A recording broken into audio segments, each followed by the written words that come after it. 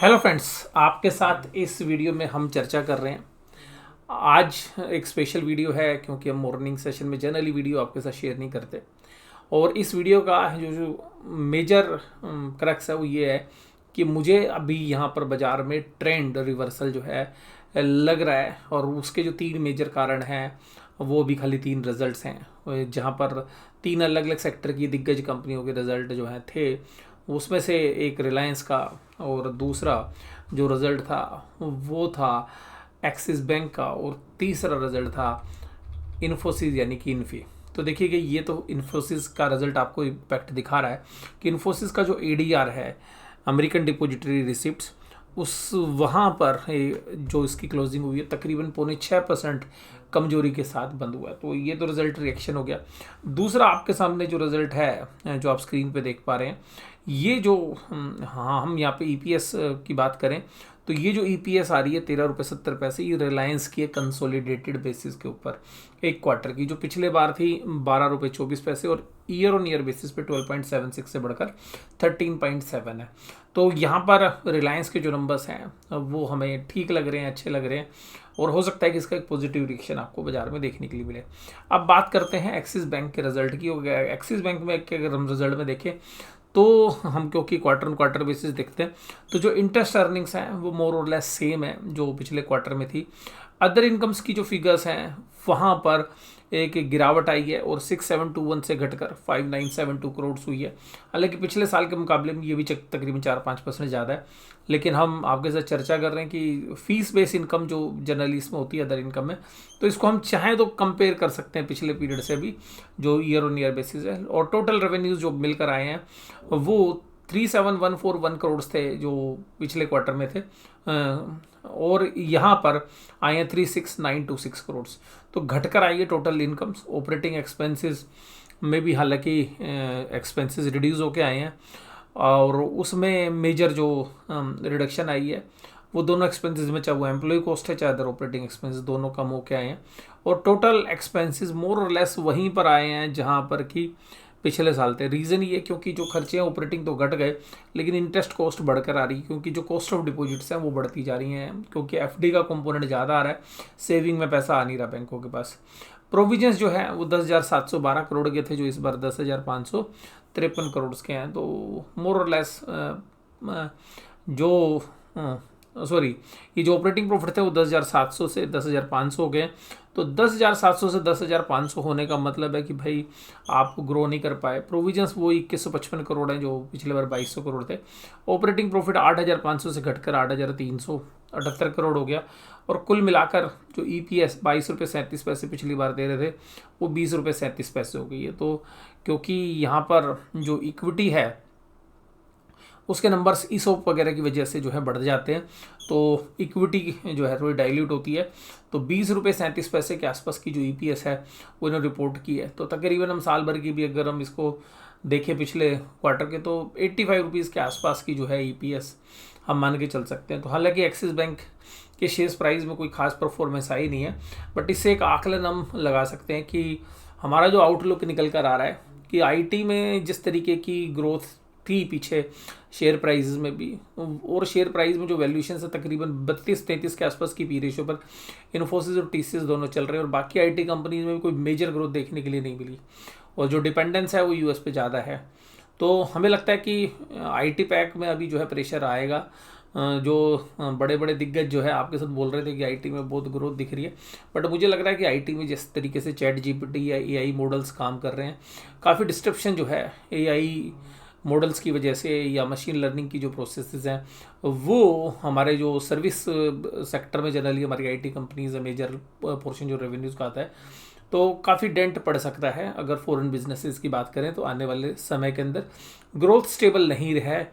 और जहाँ तक इन्फोसिस की बात करें तो उन्होंने भी रेवेन्यू ग्रोथ की गाइडेंस हालांकि ऊपर की तरफ करी है कांस्टेंट करेंसी के अंदर, तो अब वो अपग्रेड तो है, लेकिन बाजार ने शायद यूएस एडीआर ने उसको पसंद नहीं किया।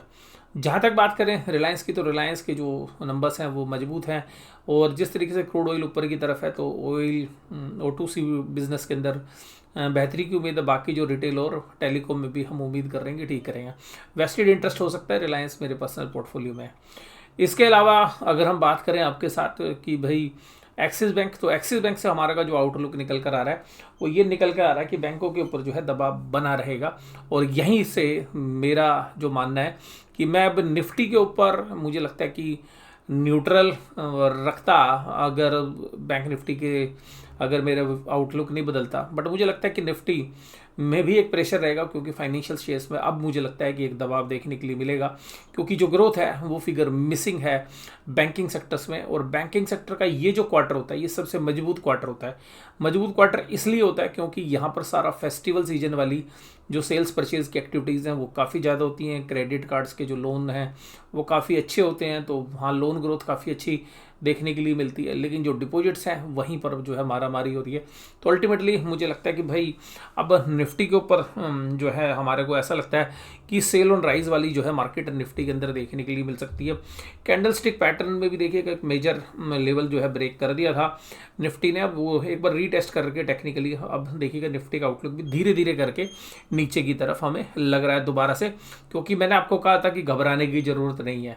सोमवार को मैंने आपको वीडियो कही, संडे को वीडियो कही, मैंने कहा था मंगलवार दोपहर से बाजार चल जाएगा, और मंगलवार दोपहर से बाजार ऊपर ही चल रहा है।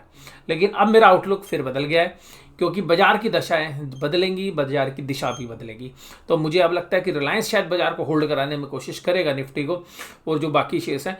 लेकिन अब आईटी में जो दम था वो जो है दिखा चुका है बैंक, सॉरी आईटी दिखा चुका। बैंकों की जो बारी है वो गिरावट की तरफ की बनती हुई नजर आएगी, क्योंकि एक्सिस बैंक के रिजल्ट से हम बाकी बैंकों के बारे में आउटलुक ये देख रहे हैं कि कोई बहुत मेजर टर्न अराउंड नहीं आएगा। और मैंने जैसा माना हुआ है कि जो रिजल्ट हैं वो इस बार आईसीआईसी बैंक के भी वीक आ सकते हैं। तो जो मेरा आउटलुक है वो थोड़ा सा चेंज होता हुआ नजर आ रहा है। एडवांस डिक्लाइन रेशियो काफ़ी अच्छी चल रही है, एफआईज लगातार सेल कर रहे हैं, और एफआईज ने अपनी मंदी की पोजीशंस कम तो कर ली थी लेकिन कल दोबारा से फिर बढ़ा ली है। तो फिर हमारा जो आउटलुक है अब दोबारा से सेल ऑन राइज का नहीं है, बल्कि मैं तो देखिएगा मुझे ऐसा लगता है कि एक बार 50,000 के आसपास आ जाए, जैसे निफ्टी ने टर्न अराउंड किया नीचे से ऊपर। तो मैं मानता हूँ कि अगर एक बार 49,800 के आसपास, तो मेरा मानना था कि मैंने आपको कहा भी था पीछे भी कि 49,100 से लेके 49,500 के बीच में आना चाहिए। बट मुझ को अब डाउट है कि क्योंकि जो प्राइस थे कल 49,459 तक तो हाई लगा दिया बाजार ने। अब मुझे लगता है कि 500 के ऊपर गया, इफ़ एनी, मुझे चांसेस नहीं है, बट अगर 500 से ऊपर अगर बाजार जाता है तो हम इसको एक टेक्निकल बाउंस मानेंगे, और हम ये मान के चलेंगे कि 49,800 इवन 50,000 तक बाजार जा सकता है। लेकिन बाजार में जो आउटलुक है वो दोबारा से एक्सिस बैंक के रिजल्ट देखने के बाद मुझे ये बात समझ में आ रही है कि ये जो बाउंस था ये टेक्निकल बाउंस था, और बड़ी जो प्लेयर्स हैं तो वो बाजार में दोबारा से ऊपरी लेवल पर एक भयंकर मंदी बनाते हुए नजर आ सकते हैं। और निफ्टी बैंक की अगर हम वीकली कैंडल्स की भी बात करें तो वीकली कैंडल जो है अपने सपोर्ट एरिया से बाउंस लिया, और मुझे लगता है कि जो 48,000 का लेवल्स है वो बाजार दोबारा से उसको रीटेस्ट करने के लिए आ सकता है। हो सकता है कि 10 दिन का समय लगे, 15 दिन का समय लगे, या हो सकता है वीकली एक्सपायरी मंथली एक्सपायरी का इंतजार करना पड़े। हो सकता है 2-4 दिन में ही काम हो जाए, यानी कि फ्राइडे और मंडे में भी हो सकता है कि दोबारा से आ सकता है, क्योंकि कुछ मेजर रिजल्ट्स अभी भी ड्यू हैं। निफ्टी की भी जो वीकली कैंडल थी वो अभी ग्रीन में है, और हमें लग रहा है कि अभी ये साइडवेज टू नेगेटिव हो सकती है। तो रिलायंस आज शायद होल्ड करेगा, बट अब ऐसा प्रतीत होता है कि निफ्टी भी शायद 22,800 के लिए प्रस्थान कर सकता हुआ आपको नज़र आ सकता है। तो मुझे अब ऐसा लगता है कि भाई आपको वीडियो बनाने का पर्पज़ ये था कि भाई मेरा आउटलुक जो है बाज़ार में चेंज हो गया है, और ये जो मेजर चेंजेस हैं वो अब हमें दिख रहे हैं, क्योंकि बाज़ार भी इंतजार कर रहा था मेजर रिजल्ट्स का 2-3 दिन। और मैंने कहा था कि भाई नीचे मंदी में बेचना बड़ा रिस्की रहता है, तो वहाँ पर हम खरीद के लाए अपनी पोजीशंस, और हमने अब जो है हमारा दूसरा आउटलुक है, देखिएगा अभी जो ट्रेड्स हैं वो तो अभी हमारे तेजी के ही बने हुए थे, लेकिन आज जो है हम अपनी पोजीशंस को चेंज जरूर करेंगे, और जो भी राइज होगा मुझे लगता है कि सेल ऑन राइज की मार्केट रहनी चाहिए।